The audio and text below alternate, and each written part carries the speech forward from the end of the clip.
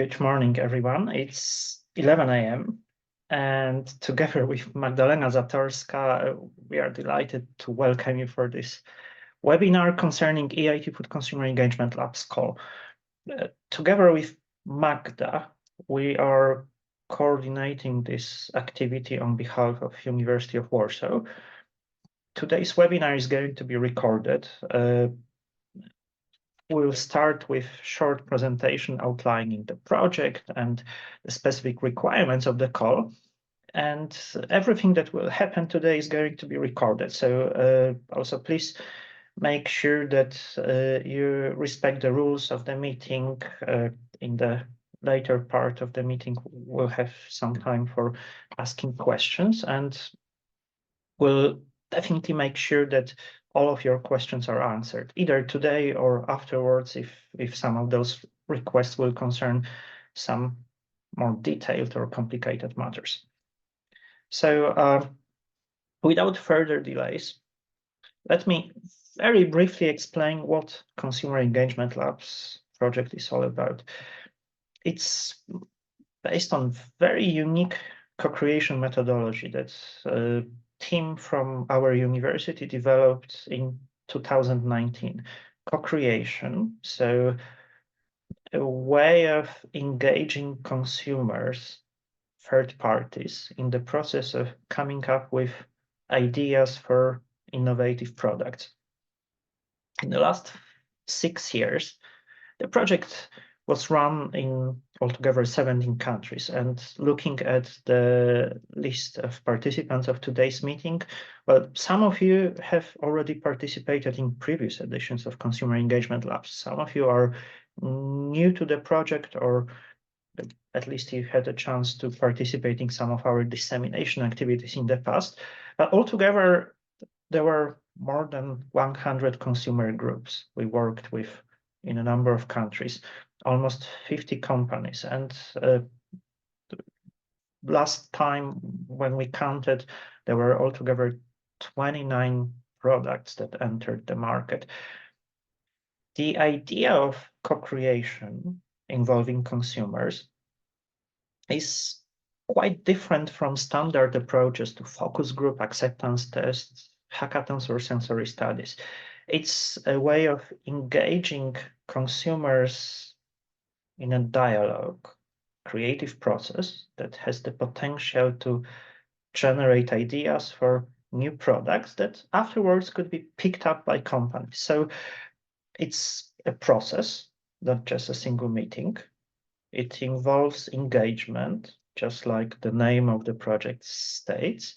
And importantly, it's also a way of empowering consumers. It's really the consumer who is going to suggest some ideas, features, or benefits of products that afterwards could be picked up by companies.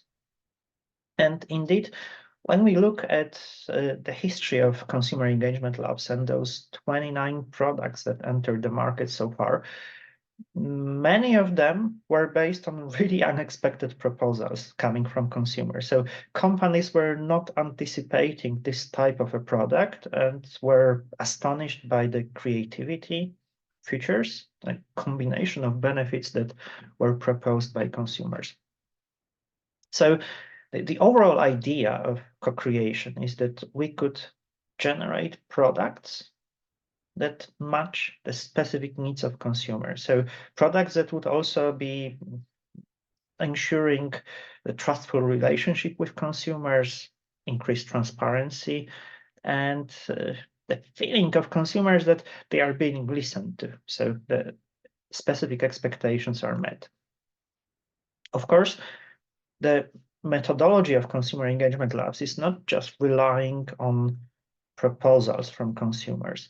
Consumers co-design products, but afterwards, those products go through the process of development. So the initial ideas might need to be refined, modified, improved, or aligned with specific technical or commercial feasibilities.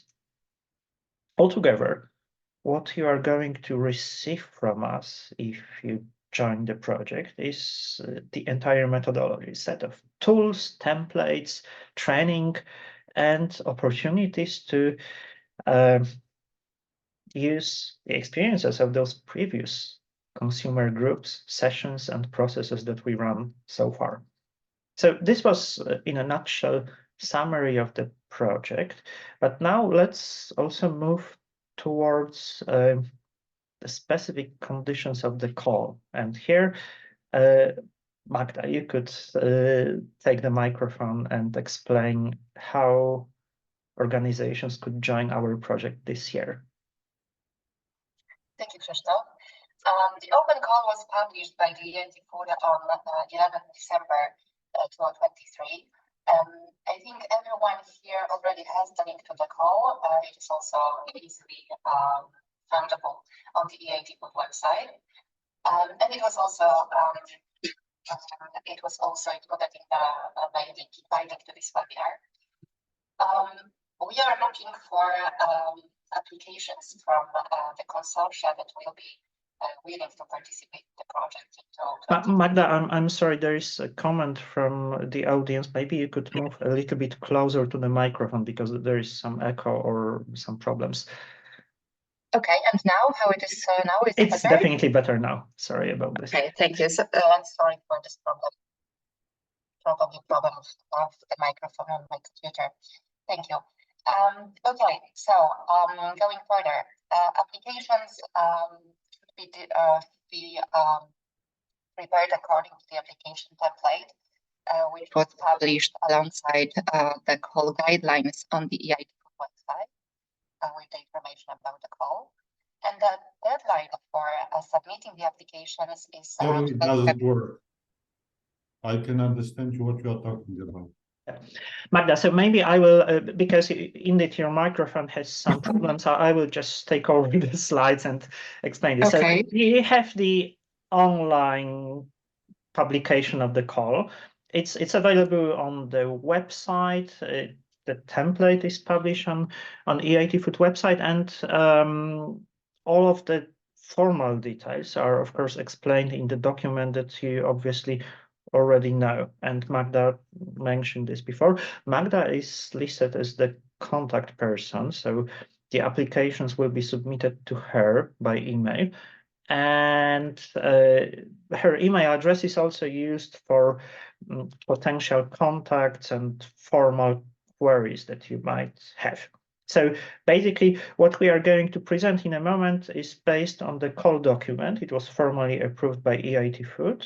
And in some cases, if you have specific questions about the contents of the call, we might also not be able to resolve some of the issues because we are just activity leader, but the call was officially announced by EIT Food. So we submitted documents and inputs into the call, but it's not, the finalization of the document was actually done by EIT Food. And please bear with us if some of your questions could not be answered today. We would make sure that it's answered anyway.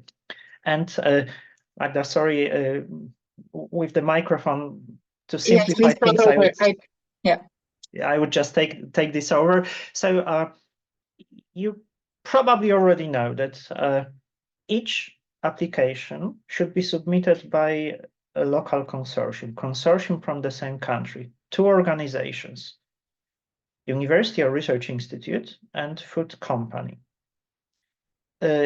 Each of those organizations is going to have a predefined role. And to simplify things, the scientific organization is in charge of consumer co-creation process, and the food company is supposed to take up the new product development afterwards. But of course, the detailed list of tasks is very precise. You can find it in the call. For example, you will be required to recruit at least 20 consumers that meet certain criteria, run sessions with 4 teams of consumers involving at least 2 facilitators, cooperate with the food company, also engage in communication and reporting activities. while food company will participate in the consumer co-creation sessions, work on the selection of at least one product, and importantly, because this is the crucial output of this project, each local consortium is responsible for a selection and market introduction of one product. The introduction should happen in the year following the workshop, so in 2025. And this product needs to generate sales of at least 10,000 euros. So in a nutshell, you really need to think about setting up the consortium in such a way that you work with a sufficiently experienced food company that already has established sales channels, that is hopefully not a minor startup or recently created organization, so that the co-creation process could yield the results that we expect, because all of us are supposed to deliver key performance indicators, and the crucial benchmark which is used for this project is the introduction of new products to the market. So that's a no-brainer, and you really need to consider this aspect in selecting the food company. Also, please note the geographical scope, because the EIT food project is implemented in specific list of countries. It's called Regional Innovation Scheme. You can find the list of relevant or eligible countries on this slide, and also in the call document or on EIT website. There is a very specific list, and consortia could only apply if they come from those countries. But also, please note that there might be some additional eligibility criteria. It's in the last page of the call document. I would say the criteria in particular refer to entities that have Russian ownership.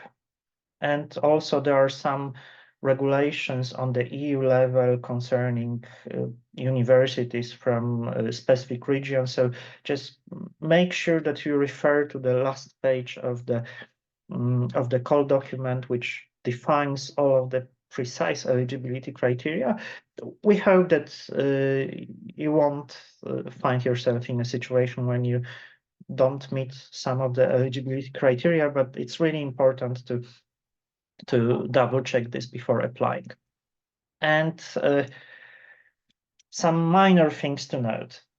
In the consortium, scientific organizations need to be either higher education institutes or public research institutes. So NGOs or consulting companies are not considered scientific organizations. You need to be either higher education or public research institute to be eligible. Your organization needs to operate for at least 3 years.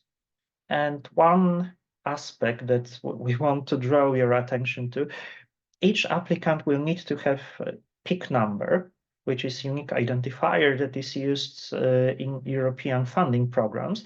And in the call document, you have link to European Commission website, which offers you a chance to generate the PIC. Universities and research institutes probably have PICs, but please make sure that your food company, your partner in the consortium, follows the same route, because also food companies will need to have PIC number at the stage of applying to the project. So next month, each of the companies would actually need to generate the PIC number. And also answering Anna's question, which was asked in the chat, indeed, scientific organizations which are eligible for this call are either higher education institutes or public research institutes. So private research organizations are not considered scientific organizations in this particular call. However, it might be that the private organization fits into the definition of the food company, because here the food producers that should participate in the consortium are companies that are engaged in manufacturing food products, in particular focused on food products for end consumers. And again, remember about one additional requirement. Food company you work with needs to be sufficiently experienced. So the legal entity needs to be incorporated for a minimum of 3 years. It's really important. So this type of call is probably not suitable for startup or early stage companies. Just make sure that you find a viable partner that has sufficient experience. Moving on, we'll return to some of your questions asked in the chat afterwards, but let's first go through all of the steps of the application process. You are supposed to prepare a project application as Microsoft Word document, and EIT Food made the application process extremely easy for all of the consortia. So you don't need to sign the document. You don't need to collect signatures from CEOs, rectors, deans. The application can be sent as Microsoft Word document. But of course, also be aware that if you are selected, then the next step will probably be a signature of a set of documents, like potentially letters of commitment that confirm a detailed list of tasks and commitments from the proposal, where you will need to collect signatures from your rector, director, or CEO. So EIT Food made it easier for you to apply so that people don't have too many administrative burdens in the first phase, but still be aware that if you are submitting the proposal, then you will actually need to consult this with your supervisors and ensure that this is actually a commitment that your institution is going to bear. And let me briefly talk about evaluation criteria. I think for the second criterion, impact, I would still ask Magda to try to move closer to the microphone and continue the explanations. But let's look at the set of criteria. The evaluation is going to be done by external experts. So don't count on us. We might know some of you, but we are not going to be involved in the evaluation. And that's also the reason why you need to make sure that your application will be sufficiently convincing for those external evaluators who might not have experiences with your organization, but at the same time, they might look into details of the call and your proposal. There are 3 criteria. Each of those is directly linked to some elements of the application form. So it's your responsibility to ensure that you describe your profile, experiences, and decisions about the co-creation process in such a way that the evaluators will trust that you are the right consortium to deliver this project. So starting with the first criterion, the demonstrable fit for the role. If you look into the call document, it explains that this particular criterion is about scientific organization. You need to make sure that you describe your previous experiences, knowledge, skills, in such a way that evaluators understand that you know how to work with consumers. You have experiences with qualitative research methods, ideally with focus group interviews, participatory studies, or co-creation processes. And this is described by means of a number of fields in the application. So in the field number C1, you are asked to provide examples of activities, services, projects that involved qualitative consumer or citizen studies. And here, make sure that you not only list the names of those projects, but you also provide some more insights into what exactly you are doing, or justify why those studies are meaningful for consumer co-creation project. It's really important because the first criterion is accounting for 30% of your total score, and this is the only chance you have to make yourself as scientific organization credible. Also, in delivering the consumer workshops, you will need to involve 2, 3, or 4 expert facilitators. You will have to work with 4 consumer groups, and depending on your preferences, this might be delivered through involvement of 2 or more experts. And please be aware of your commitment. If you submit the application, you need to name those facilitators, provide some information about their experiences, expertise, and also confirm what would be the form of engagement of those people. Are they existing employees of your university or research institute, or do you want to employ them as external contractors? And last year we had some surprising hiccups in the project with some institutions changing the facilitators or deviating from the initial declarations from the application. Here, please be aware that this particular aspect might be carefully screened at the stage of evaluation, because 30%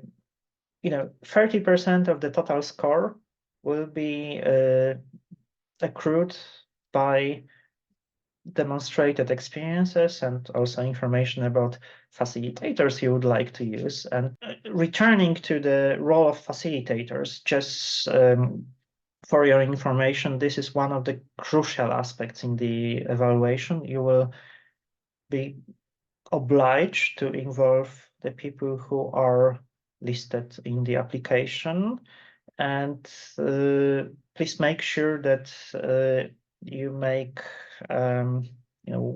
well-considered decisions while listing those facilitators and ensuring that they are actually committed to work with you, because it's part of public procurement, open call, and you won't be able to easily change those rules and deviate from the expertise and experiences declared in the initial application. So this was all about the first criterion. So scientific organization, describing own experiences and explaining what type of expertise you would like to involve. And Magda, maybe you could try taking over the impact part. If there are still problems with microphone, I would try to help. Yes, thank you very much. I tried to rearrange some things with my microphone. Does it work better now? I think there are still some problems, but maybe if you move as close as possible, this should be fine. Okay, fine. I'm very close to the microphone, but I made some updates just before our meeting, so maybe this is the reason. I will try to speak and you can stop me in case there will be still problem with the microphone, and I will pass this part also to Krzysztof. So please just let me know in case of the problems. When it comes to the impact, this is another very important part of the application. In the application, you are asked to identify specific societal challenge you'd like to tackle with the project, with the consumer sessions, and with the product development and introduction to the market. Definition of societal challenge is important part of the application. You also are asked to include in this description specific consumer segments you'd like to work with, and show also okay, I got information that there is a problem with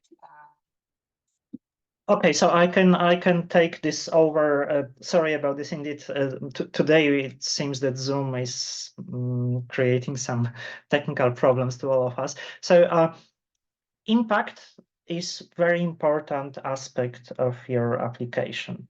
You will need to identify one specific societal challenge, something that your application would like to address. And in the following slides, we will try to provide more examples or explanations about this. You might, for example, want to focus on a very specific consumer segment, a vulnerable group. Like in the past, we had a number of consumer engagement labs processes that were focused on older consumers and needs of the consumer audiences age 65 plus, or people suffering from diabetes, people having some specific dietary challenges. Maybe it's not about vulnerable groups, but maybe it's about nutritional needs that are overlooked by food producers. For example, in last 2 years, we had a number of co-creation processes focused on plant-based diets, consumers who are either vegan or who would like to follow flexitarian diets. There might also be some challenges related to other societal benefits. For example, involvement of certain groups of consumers, or environmental sustainability, or respect for some aspects of cultural heritage. It's really up to you to identify this specific societal challenge, but please bear in mind that this is a crucial aspect in the evaluation of your application. So you will need to be very clear about the type of challenge that you would like to address. And this needs to be aligned between scientific organization and the food company, and also clarified as part of the application. Let's look into the specific criteria that we've got in the application. So first of all, you will need to start with the basic declaration, whether your societal challenge is more focused on targeted nutrition or protein diversification. Those are two diverse approaches aligned with missions of EIT Food. You can go to EIT Food website to read a bit more about EIT Food missions. Targeted nutrition is about using food in a way that addresses specific nutritional needs or changes to consumer diets in a way that makes it healthier, more sustainable, or addressing other societal challenges. Protein diversification is about diversifying and moving from standard meat and dairy-based diets towards increased use of alternative sources of proteins, including plant-based foods. So it's your first decision whether you want to focus on targeted nutrition or protein diversification. Then in the next step, you are supposed to indicate food product category. So you could start thinking about, for example, plant-based snacks, dairy substitutes, or other types of food products. And here, maybe you could approach this question in combination with the next point in the application, because if you select the food product category, you would also need to describe this category by using PRODCOM codes. PRODCOM is a standardized list or database of products maintained by European Commission, used by statistical offices of most countries in Europe. And in the call document, you have link to the PRODCOM list.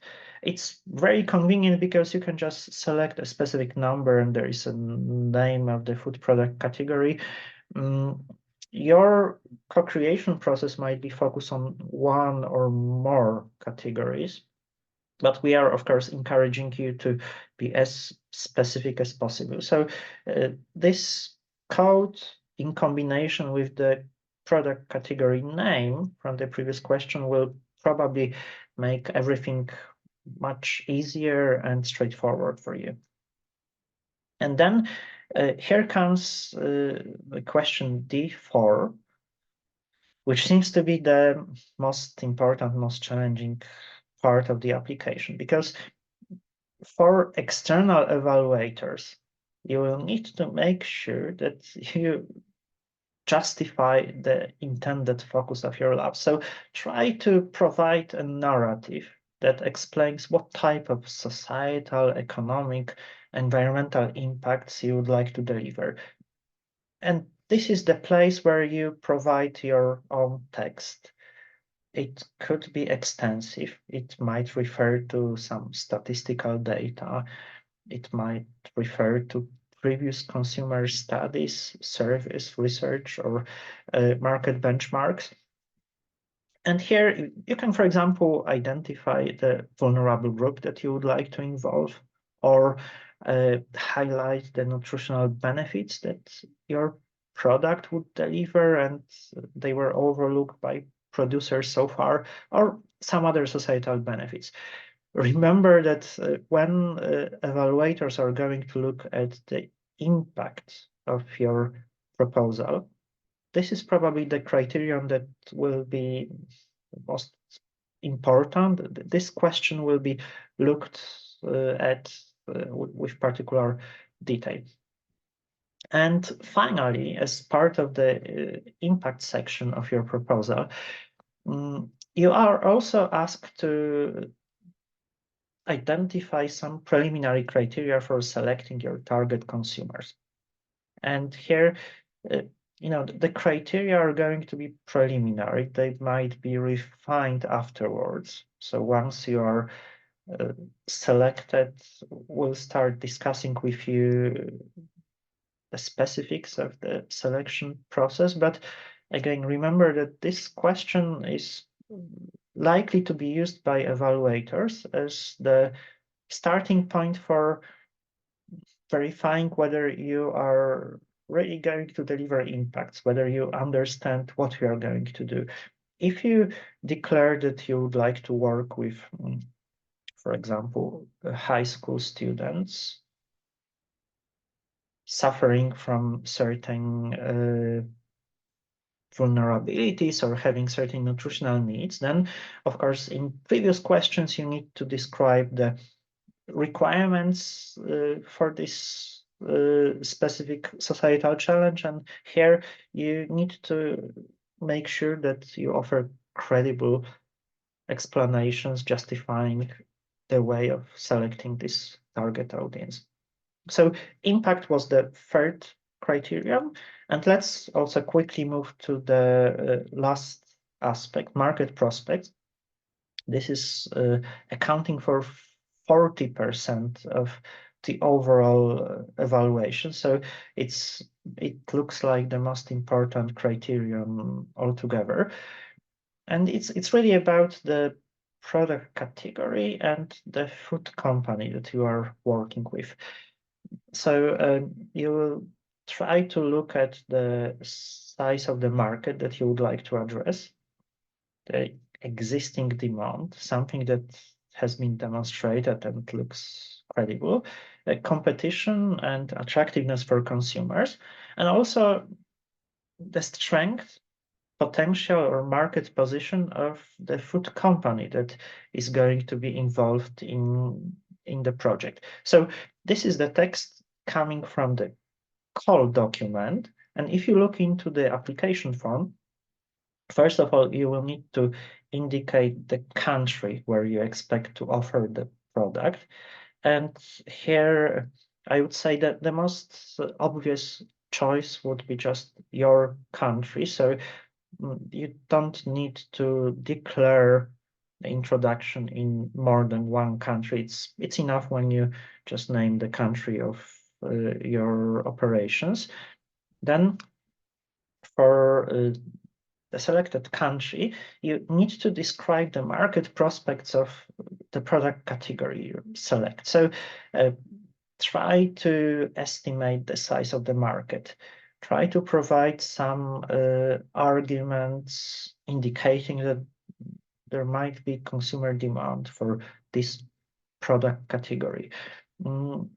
Try to prove that you know something about the competition and intensity of this competition. And of course, it's also a field in the application form that can prove that you know the market, that you are the credible supplier in this field, and that the food company really has some experiences with this product category, ensuring that a new product in the category might be more successful than products from competitors.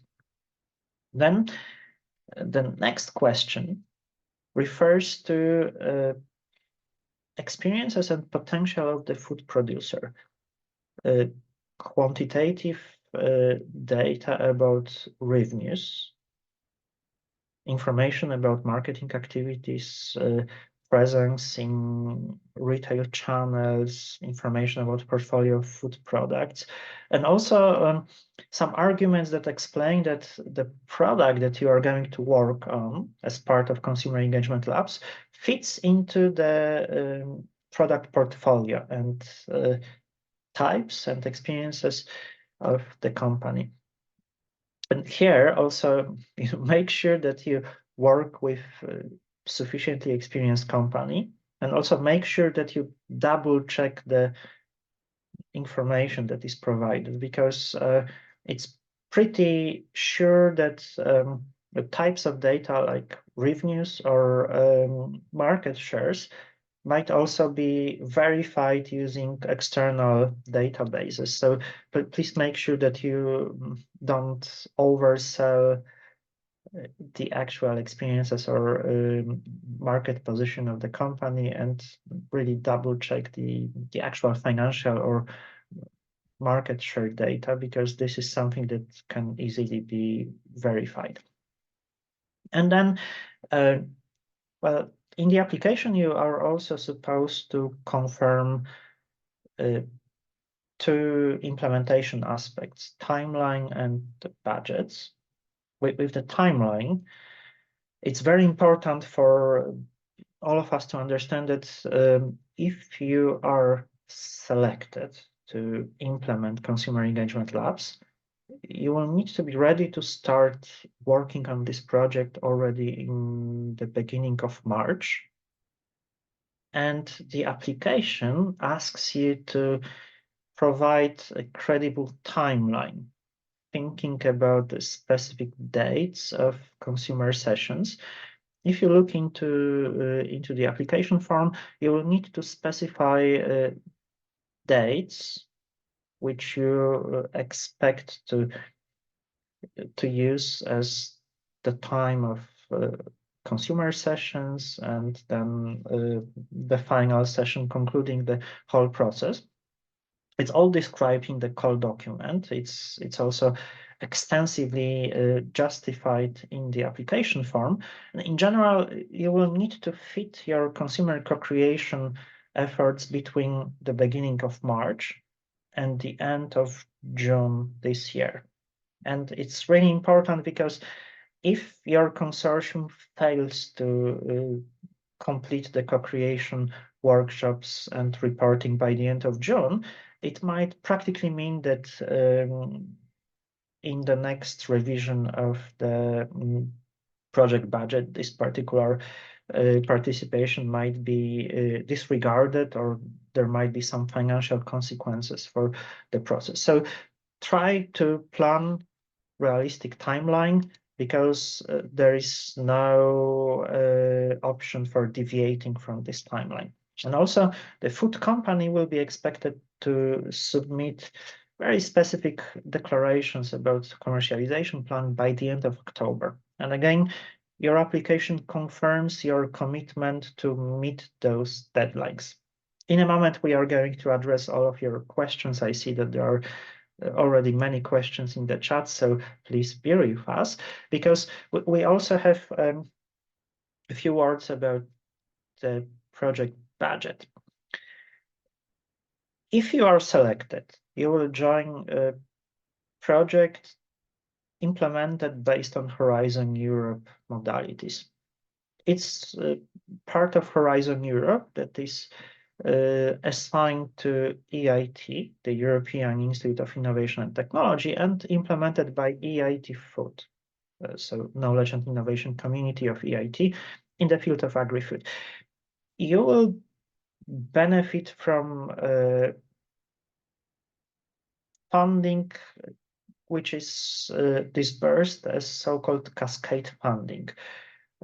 It's a formal name, but from your perspective, you will be involved in a project in the same way as any Horizon Europe project. So be prepared that the cost accounting and the financial standards will be very similar to any other Horizon Europe project that you deliver. And that is the reason for a bit more consideration about your budgets, because in February, when you are joining the project, we'll need to confirm your budgets. We are proposing a specific split of funding, but we are also offering you the opportunity to redesign, reshape the budget composition. So by default, each of the consortium partner is going to get a very specific budget, and the total budget and the amount of indirect cost is non-negotiable, so you can't get more than this. But of course, depending on the implementation, you might, by the end of the year, you might discover that you are actually only able to claim slightly less funding than initially planned. But the items that are presented in yellow on this slide are elements that you could potentially change at this stage.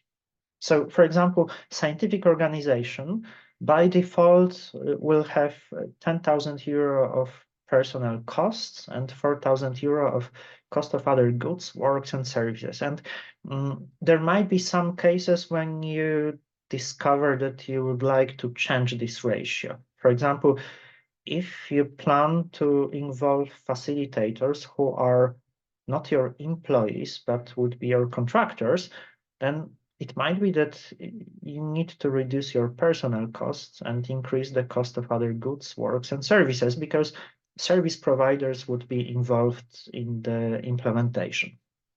Or if you already know that your location would substantially increase travel costs, and assuming that you will probably want to participate in one consortium meeting during the year, you might discover that 1,000 euros is not sufficient to cover the average travel costs to other locations in Europe. Then again, try to reshape this budget already at this stage. The same concerns food producer.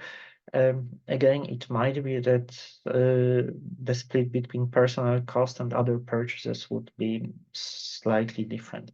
So that's all in terms of the presentation. But let me now quickly go through the questions that were asked in the chat, and afterwards we would open the floor for your questions, also asked by the by unmuting the microphone or using the chat. So let me start with the first question that I see in the list of questions in chat, and I was asking if private research organizations qualify for this call. So once again, scientific organizations considered eligible for this call are either higher education institutes or public research organizations. So our understanding is that for higher education institutes, for universities or higher education organizations, this could be either public or private, but needs to have status of higher education institute. But for research institutes, this is about public sector research organizations only. So private research organizations would not qualify as scientific organizations. Then Gamze is asking about the peak number. Is it the number that is common for all Horizon Europe projects? Yes, indeed. So if your organization already has a peak number, that's the same number for any Horizon Europe project that you could use. Next question comes from Mary. Could you explain Horizon Europe countries? Are there any constraints for North Macedonia or other countries? So countries that could benefit from this particular project need to be on the list of EIT Regional Innovation Scheme. They could be either specific EU member states or Horizon Europe associated countries. And North Macedonia is one of those countries on the list, so there are no constraints. Applicants from North Macedonia are free to join the project. Karin is asking, who is the lead applicant, food company or academic institution? Well, the application needs to be submitted by two organizations together. They are jointly responsible for successful delivery of the local implementation of co-creation processes.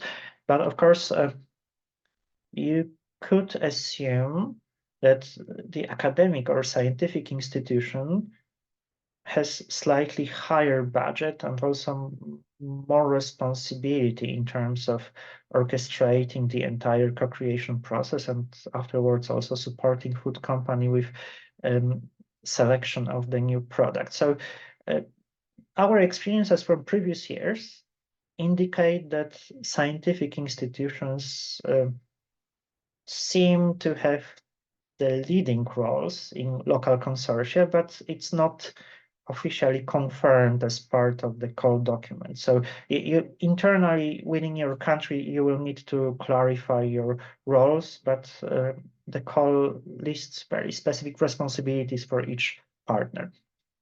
How many members should be participating? Question from Gamze. How many members? Well, as defined in the call document, your consortium should consist of two organizations, scientific institution and food company. You can't have more, so make sure that you just have one food company and one scientific organization. Then a question about research institute being a separate entity, but owned 100% by a food company. This would be a private research institute, so it cannot be considered scientific institution under the rules of the call, but it might be that this research institute, if it's fully owned by the food company, would meet the criteria of the food producer. Now, quickly going to further questions. How many persons should one consumer group have? Well, it's described in the call, but in general, yeah. Sorry, Krzysztof, I just also answered in the comment below, so maybe you could. But since we are recording the call, I'm also trying to repeat this answer, so I see that it's already answered. altogether, each co-creation process would need to involve at least 20 consumers. In practice, it's probably safer to have 24, about 6 per group, and there will be there will be 4 groups of consumers participating in the process. So between 5 and 6 people per one consumer group.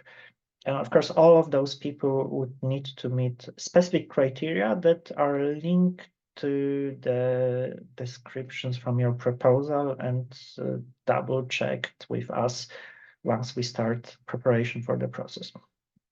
Zagorka is asking how many applications one scientific organization could submit, having in mind that one university might have a number of departments that work with several food companies.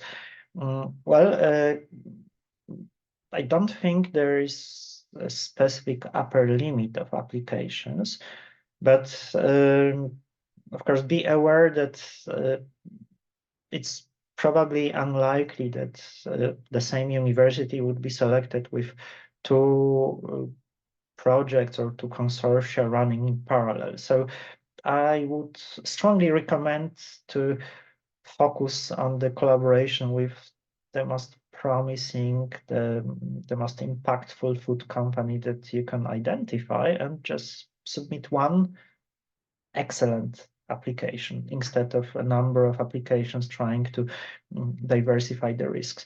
Another question from Zagorka: is private university eligible to submit proposals? I think yes, because the call is saying that eligible organizations could include higher education institutes without a presumption that it's public or private.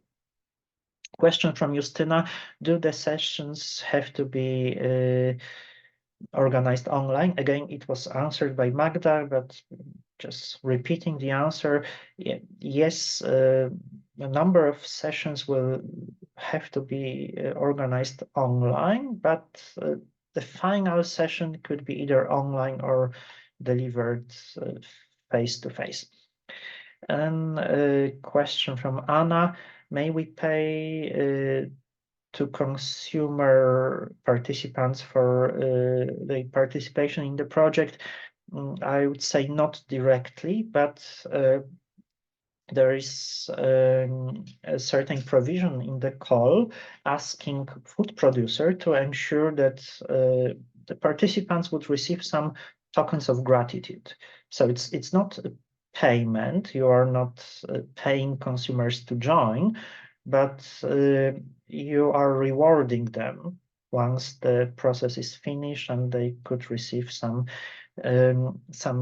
gifts, vouchers, products that could offer them additional benefits. Montaka is asking how many applications per scientific organization university can be submitted. Again, this was already asked by Zagorka. The answer is the same. Yes, one institution could participate in a number of applications, but I'm not sure if this is the most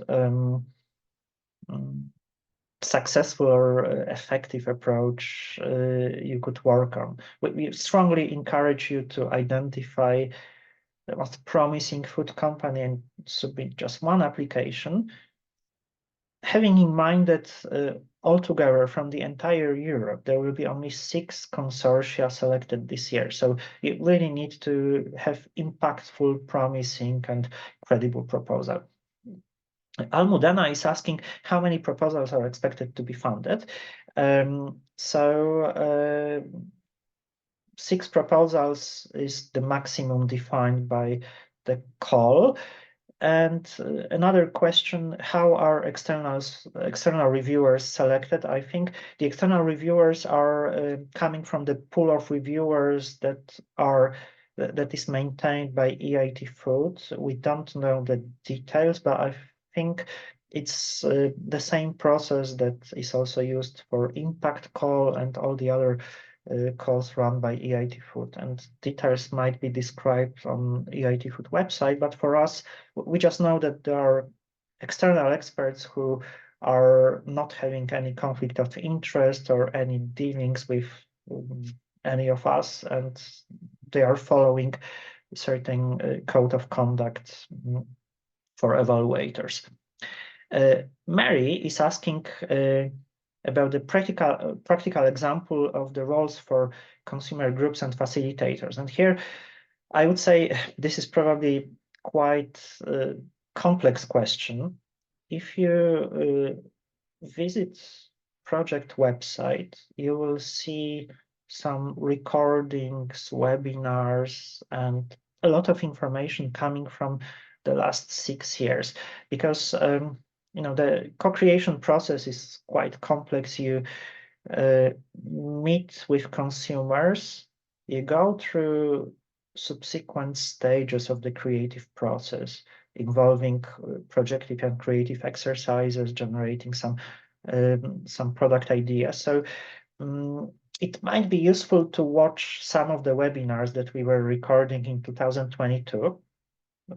Those webinars are quite long, 2 or 3 hours long. There were also sections contributed by organizations that were coordinating some of the labs in different countries and food companies. So it might be useful to watch those recordings on YouTube to better understand the whole logic of this process. So, of course, if you also look to the website of the project or to the call document, there might be some more detailed descriptions of the roles of facilitators as well. Justina is asking about the methodology training for facilitators. So Magda answered this already, but in general, if you are selected, you will sign non-disclosure agreements. You will receive a set of documents, including manuals, tools, and of course, there will also be specific focused training or sessions, online meetings with your facilitators to ensure that they are well prepared for this role. Oana is asking how many organizations from each country can apply. Again, I think there are no limits, so you can imagine that there is a number of applications coming from each country, but within one application, of course, you only have one scientific institution and one food company. And my gut feeling is that EIT Food will ensure that the final selection of the implementing consortia will ensure geographical balance. So don't expect too many consortia selected from the same country. Probably if we are going to have 6 consortia, quite likely outcome will be geographical diversity. So probably 1 or maximum 2 consortia per country. And now I've finished answering all of the questions from the chat, but I see Barbara asking a question on the mic. So Barbara, go ahead. Hi, everybody. Just 2 short questions, one related to the budget and one to the submitting person. So as per the budget, I see that if we got an external facilitator, we can consider them as services, so we will put there. But can we have for travel and subsistence, can we pay for the facilitators and or for the participants to attend if we would like to have the final session face-to-face, or the travel costs are related only to the permanent staff? Well, the description of the travel costs is part of the project application, so it's something that we cannot change at this stage, and the cost justification is included in the call document. So the travel costs are really for members of your organization, members of the consortium, to travel to attend some international project meetings. So this money could not be used to finance any travel of your consumers. You would need to find some other solutions. And also talking about travel costs and external facilitators, it's a tricky question because under Horizon Europe financial modalities, travel costs or travel budgets are typically used for employees of the organization that participates in Horizon Europe action. So I think external facilitators, if you decide to employ such people, would not or might not be eligible for reimbursement of travel costs through the travel cost category.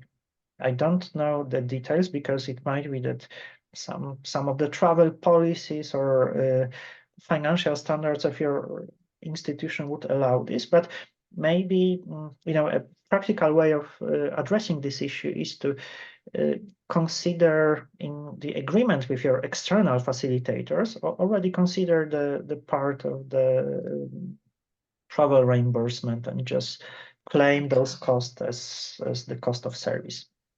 Okay, and since the company should provide tokens of gratitudes, can they be considered as a cost of goods within the budget, or they have to provide them for free? Exactly. The company has some budget for cost of works, goods, and services, and it could be used for this purpose. Although also our experiences with food companies from last year, because this was the 2023 was the first year when participants were accounting costs in full accordance with standard participation rules of Horizon Europe. I think many food companies, if they offer gifts that are their own products, might not find it practical to declare it as costs of works, goods, and services because they already have those products and they are unable to account for this in a standard way consistent with Horizon Europe requirements. So it might be that they will prefer to buy something else, and if they offer gifts based on their own products, they are unable to account for this in accordance with those cost categories. Okay, and the last question is about the submitting person. Even if we don't have to sign it, the submitting person is the one that is indicated as contact person, or the legal representative that then will sign the agreement? Contact person, definitely. So Contact really EIT Food made the whole submission process as easy, as user-friendly as possible. So one person from the scientific institution and one person from the food company just fills in the application and then puts the name at the end of the application. And you don't need to put the name of rector, dean, CEO there. But afterwards, once you are selected, be prepared that you will get request to sign a letter of commitment or get formal signature from superiors. Okay, so submitting person, it just have to be a permanent staff of the organization. Yes. Okay, thank you. So thank you very much, Milica. I see that you have a question. Yes, hello. Thank you for the presentation. I have two questions. The first one is about financial reporting from last call. Not last call, but the last call we participated in. We didn't need to submit financial report. Is it the same in this call, or? Things have changed because, starting from 2023, EIT Food became very open to organizations that are not partners of EIT Food, but become project participants. And here, everyone joining any activity, including consumer engagement labs, becomes participant or beneficiary of cascade funding in Horizon Europe project. So this is the reason why you need to provide PIC number. You won't be issuing any invoices to EIT Food, but you will need to provide cost report after the end of the year. And depending on the deliverables, depending on the results of cost accounting, you will be reimbursed for the work. So it's in terms of accounting standards, it's very similar to any other Horizon Europe project. And for those of you who participated in consumer engagement labs in 2022, 1 or before, things are different now. So you are just becoming, it's similar to the role of a partner in Horizon Europe consortium. So the financing is based on reimbursement, right? We need to engage our own funds in order to implement the project, and then we will be reimbursed based on the acceptance of deliverables, right? Yes, I think there is in the call document there is also some information about the initial pre-financing. You would need to double check the details, but upon signature of the project agreements, upon acceptance for the project, there will be some share of the budget that is transferred to participant, but the rest is, the final payment is contingent upon successful implementation of the project, deliverables, and results. Okay, thank you. And my last question is there an opportunity to reward consumers for the participation, maybe to buy some vouchers for them within the category other direct costs? And interestingly, it's not even opportunity, but the food producer is actually expected to offer tokens of gratitude. And it's one of the crucial things that you need to discuss with your partner. Before you submit the application, try to jointly decide what type of gifts, vouchers, product packs, or some other benefits you would like to offer to them. And it really depends on the type of consumer audience you would like to involve. I know that in the past, we saw cases of food producers offering gift packs, so sets of products, but also vouchers. There were, for some audiences, there were some other tokens of gratitude. So imagine, for example, a trip to the food producer manufacturing plant that is located in attractive part of the country and could actually be quite attractive social activity for the young consumer. So it's really up to the consortium to define something, but indeed this is something that food producer would need to ensure. So it's not the role of the university or research institute to pay for this, but it's rather the food producer that should be planning for this. Thank you. Do you have any further questions?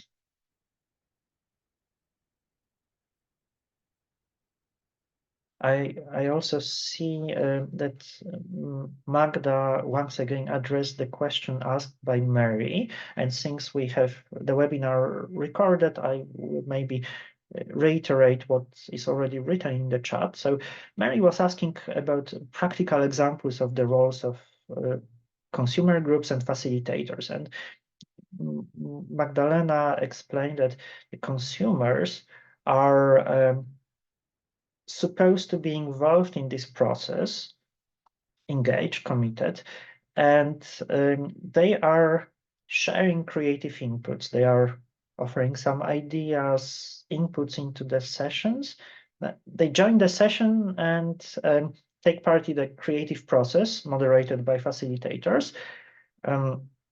They receive certain tasks, home assignments, or team assignments that are delivered during the sessions, and facilitators oversee this process. So they ensure that the teamwork is coherent, that people are focused on the tasks, that there are no distortions in the process, and of course facilitators are also guiding the discussions based on the methodology that we proposed. They moderate discussion, they are responsible for reporting, and quite crucial aspect of the reporting is providing summaries after each session, and also, you know, collecting the creative results that were proposed by consumers. So, do we have any further questions?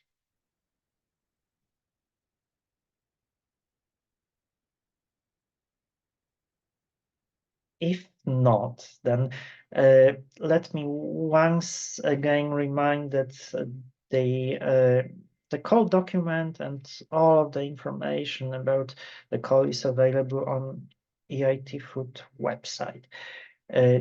You also have links to our project website, YouTube channel, previous webinars and recordings that explain the logic of the project, and email address of Magdalena, who might be contacted with some questions concerning the call. We were trying to organize the webinar as soon as possible once the call was launched. So you still have 30 days to go, or 31 days to go. The online submission deadline is 12 February 2024.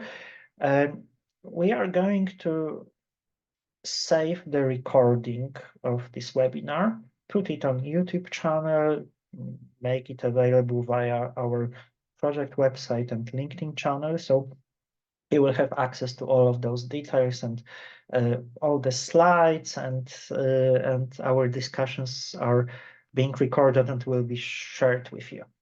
So if there are any questions, this is the last moment you can ask them. But since I'm not seeing anyone willing to ask a question at this stage. Krzysztof, there is a question about the presentation itself, not yeah, I think I answered it a moment ago. So of course we'll put the recording. You will have access to all of this online. So don't worry about this. So let me once again thank you for the participation today. I'm keeping fingers crossed for your successful applications. Please bear in mind the specific selection criteria. So in particular, remember that this project is going to generate new products that need to enter the market, that need to generate sales of at least 10,000 euros. So this should be a specific criterion that will guide the selection of your food producer partners. Make sure that you find a company that is commercially viable, that has sufficient experience in the market, and is actually committed to introduce the product generated by the consumers. And we hope that all the explanations from today's webinar will be sufficient for your application. We are keeping fingers crossed, and if you have any questions, let us know. For the next month, we are available, and hopefully we could also answer your questions to ensure that whatever you submit will be rated highly by the evaluators. So thank you very much and have a good afternoon. Bye-bye.